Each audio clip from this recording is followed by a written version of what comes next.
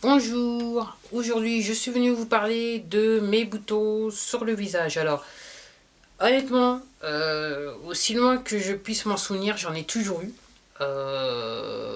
Ça a commencé à l'adolescence comme tout le monde avec de l'acné. J'avoue que je prenais un plaisir, un malin plaisir à les toucher et à essayer dans ma tête de les faire disparaître. Mais en fait ça rendait le problème encore plus... Enfin, ça aggravait plus le problème qu'autre chose. Et donc, autant que je m'en souvienne, ouais, j'ai toujours eu des boutons. Passé l'adolescence, honnêtement, je me souviens pas d'une année où j'avais quasiment pas de boutons. Alors, si j'en avais pas des gros qui partaient un petit peu comme ceux-là, que j'arrête pas de toucher, et que j'essaie réellement de pas les toucher, mais c'est difficile. Quand on a l'habitude de les toucher, c'est difficile d'arrêter de les toucher, même si quelque part c'est mieux dans le sens que quelque part, comme je vous disais lors d'une autre vidéo, j'ai quand même moins de boutons qu'auparavant. Et c'est vrai que autant que je me souvienne, alors j'avais des problèmes cutanés, notamment aussi j'en avais un du côté de l'œil qui est toujours resté, que j'avais dû enlever. Je me souviens que la dermato m'avait dit quand elle est venue, quand je suis passé au rendez-vous là, me faire enlever ce bouton, elle m'a dit ouais, celui-là vous n'auriez jamais pu l'avoir parce qu'il était réellement en profondeur. Donc en fait elle a enlevé, en fait je me suis retrouvée avec deux petits grains que j'ai pas arrêté de toucher et que je suis retournée la voir et que ça n'a pas rien fait, c'est revenu.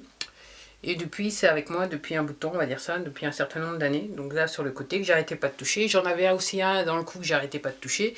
Alors, l'histoire de pas toucher, mis à part les bonnes habitudes, c'est aussi que, je dirais, peut-être par anxiété et par nervosité, un petit peu de stress, j'arrêtais pas voilà, de les toucher. Quelque part, j'avais l'illusion que ça me reposait, mais en fait, surtout, ça me faisait plus des cicatrices sur le visage, que j'ai toujours du reste. Donc là, je dirais que quelque part au niveau du visage, ça n'a jamais été aussi bien, malgré le fait que là, effectivement, vous avez des grosses plaques noires qui sont sur le côté. J'ai encore ceux-là. Il y en a un, le dernier qui vient de pousser. J'ai essayé de pas le toucher, mais bon, voilà.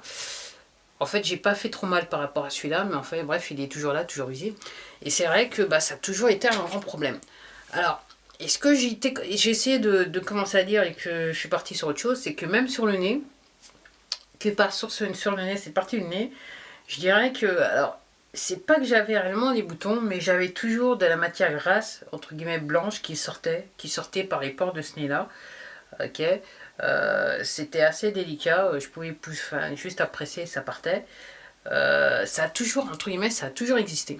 Maintenant, après les dernières lectures que j'ai fait ces derniers mois, bah, je comprends pourquoi. C'est vrai que je mangeais bah, beaucoup de ce qu'il fallait pas manger, énormément de la viande, énormément de fromage. Alors je buvais pas beaucoup de lait parce que le lait, j'ai toujours un gros problème à le digérer. Donc très vite, j'ai arrêté de boire du lait. Donc lait chocolaté, c'était pas trop pour moi. C'était quand j'étais très jeune, mais après, très vite, je me suis rendu compte que en termes de digestion, ça me restait sur l'estomac et j'arrivais pas. Dans les faits, je pouvais avoir un petit déjeuner le matin, passer toute une journée sans réellement avoir envie de manger parce que j'avais du mal juste à digérer le truc. Donc, mais je mangeais quand même. Donc, et c'est vrai que bah, quand j'étais jeune, quand même, je me souviens que les tailles de pantalon, fallait aller quand même sur du 48 pour les expliquer que j'avais un postérieur qui était en pleine forme, on va dire ça comme ça. Donc là maintenant je me rends compte qu'avec le temps, c'est qu'effectivement c'est ma consommation de nourriture qui faisait que... Et c'est vrai que bah, depuis que j'ai fait la transition, ouais, et c'est réellement flagrant. Alors la viande c'est un petit peu moins flagrant. La viande c'est plus... le fait d'arrêter de manger de la viande, j'avoue que c'est plus sur le poids et ma masse. C'est-à-dire que réellement c'est là que j'ai réellement maigri. Après, par rapport au fromage, le fromage, c'est le dernier truc que j'ai eu du mal à lâcher, mais que j'ai lâché. Et c'est vrai que ça s'est fait, voilà, j'ai pris une décision, il n'y avait plus de fromage, j'ai dit, je vais sur le marché, mais j'achète plus de fromage, voilà. Et j'avoue que j'avais des problèmes de nez bouché par rapport au fromage, c'est parti comme ça. Et c'est du reste, c'est quelque chose, en fait, c'est ce qui m'a fait abandonner le fromage, parce qu'en fait, j'ai lu ce bouquin de Neil Barnard, où le monsieur expliquait que tout simplement, généralement, les gens avaient certaines personnes avaient des symptômes du nez bouché. Et c'est vrai que j'ai toujours eu des problèmes de sinusite. Adolescente, je me souviens même être allée en clinique pour me déboucher le nez. J'ai toujours eu un problème de nez bouché. Alors, je fais bien la différence entre j'attrape la crève, de toute façon, je l'attrapais généralement chaque hiver, j'avais au moins une ou deux fois la crève, donc voilà. Et c'est vrai que j'avais un gros problème de sinusite qui était quasiment, enfin, je dis sinusite, mais surtout un problème de nez bouché qui était présent jusqu'à temps que je devienne végétalienne. Donc j'ai lu ce bouquin de Neil Barnard, et là je me suis dit, oh là, on dirait que c'est moi. Et comme je disais, j'avais plus de fromage dans le réfrigérateur, et je me suis dit, bon, on va essayer. Et c'est vrai que dans les 48 heures qui se sont écoulées après avoir arrêté de manger du fromage, c'est clair que j'avais plus cette sensation de nez bouché que j'avais tout le temps, et que j'étais obligée de me moucher. Et en plus de ça, je fais partie de ces gens, je sais pas me moucher sans bruit. Donc en gros, quand je me mouche, c'est un petit peu des trompettes qui sortent, on va dire cela comme ça. C'est très très bruyant, voilà. Donc, et je sais que ça dégoûte certaines personnes, mais moi je sais pas comment me moucher calmement, on va dire ça comme ça. Donc, j'avoue que l'abandon du fromage a fait que, et surtout l'abandon du fromage, pourquoi je parle d'abandon du fromage, c'est que c'est vrai que j'avais tendance aussi à avoir un petit peu plus de boutons qui apparaissaient, et j'avoue que, mis à part, entre guillemets, j'avoue que celui-là, il date de quelques semaines, celui-là, il date quand même de quelques mois que j'arrête pas de toucher. Celui-là aussi date de quelques mois. Non, de quelques mois que j'avais pas touché, mais celui-là, c'est plus un début d'année. Celui-là, c'est avant le début d'année. Mais j'avoue que, bon, comparé à ce que j'ai, c'est rien. Alors, effectivement, ce qui est dit quand on est végétarien, c'est qu'il y a certaines personnes qui disent si vous mangez gras, effectivement, vous risquez d'avoir commencé à avoir des boutons. J'ai pu le constater. Aussi, au moment du cycle, j'avoue que j'ai moins de boutons qu'auparavant. Et je dirais même sur certains mois, j'ai quasiment pas de boutons. J'ai bien d'autres symptômes, mais pas de boutons. Et c'est vrai que, bon, ben voilà, je dirais quelque part une délivrance. Et là, je me dis pour la première fois depuis que j'ai passé l'âge adulte, que je me dis, j'ai peut-être un futur sans boutons. Bon, une fois que là ça va pas être permanent, c'est juste que la peau s'est décolorée, mais tout simplement ça va revenir à la normale. Ça prend un petit peu de temps sur ce genre de peau, mais ça va revenir à la normale. Et je me dis pour la première fois que je vais me retrouver sans boutons, sans ou peu ou pas de boutons, et ça fait quand même, ça fait quand même plaisir. Et surtout, j'ai clairement fait la relation entre ce que je mangeais et mes problèmes de boutons sur le visage. Et bon, c'est quand même bien de savoir. Et encore une fois, pour moi, c'est une... je dirais, c'est un plus par rapport à l'idée qu'il faut arrêter de manger de la viande. Ok, en anglais on dit incentive. Je cherche le mot en français, mais c'est pour ça que je regarde pas trop la caméra, mais j'arrive pas à le trouver. Bon, ça va revenir probablement quand j'aurai terminé l'enregistrement, mais voilà. Mais c'est vrai que bon, voilà, ça me donne envie de continuer parce que j'ai un tas de changements. Alors là, je vous parle de boutons, mais je pourrais vous parler d'autres choses. Et j'ai surtout tendance à dire que c'est vrai que quand on est une femme, il y a réellement un grand intérêt à vouloir devenir végétalienne.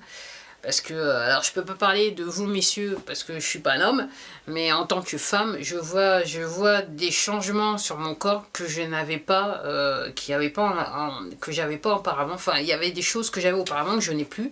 Alors je parle pas seulement de perte de poids, je parle de petits symptômes qui sont propres à la femme, des petits problèmes comme ça, qui sont traités par des médicaments et que tout simplement je n'ai plus. Donc, mis à part les boutons, donc je dirais que bon voilà. C'est super. Donc voilà pourquoi je suis contente d'être végétalienne. Je vais continuer sur la voie sans problème, il n'y a pas de souci. Mais c'est vrai que, et encore une fois, je comprends pourquoi les gens qui sont devenus végétaliens ou qui sont véganistes font beaucoup de bruit sur Internet. Et c'est vrai que Internet, c'est une plateforme pour pouvoir communiquer. Et c'est vrai qu'une fois je le répète tout le temps, mais c'est vrai qu'une fois qu'on a fait la transition et qu'on se rend compte de certaines choses, on se dit mais pourquoi je l'ai pas fait plus tôt, et quelque part j'arrête pas de me le répéter, mais je peux pas revenir en arrière, c'est la vie. Mais c'est vrai qu'on se dit, on voit les gens autour de nous, on se dit ouais, c'est vrai, peut-être que les gens s'ils pouvaient sur leur donner l'opportunité, ou si on les informait, peut-être que certains feraient des changements qui les aideraient en termes de problèmes de santé et d'autres problèmes, d'autres problèmes de santé, voilà, en général. Pas seulement celui des boutons. Et c'est vrai que, ben oui, après, une fois qu'on voit les choses, c'est difficile d'en parler. Et c'est vrai que c'est difficile d'être... bah ouais, enfin, c'est pas... Excusez-moi, c'est pas difficile. En ce qui me concerne, c'est pas difficile d'en parler. Je préfère être cash avec les gens, mais c'est vrai que c'est difficile de ne pas en parler. C'est vraiment ce que je voulais dire, parce que réellement, la différence, elle est tellement flagrante que, voilà. Donc voilà comment j'ai résolu mes problèmes de boutons que j'avais depuis le sortir de l'adolescence, depuis la sortie de l'adolescence. Et j'avoue que bon, quelque part c'est voilà, c'est un soulagement quelque part.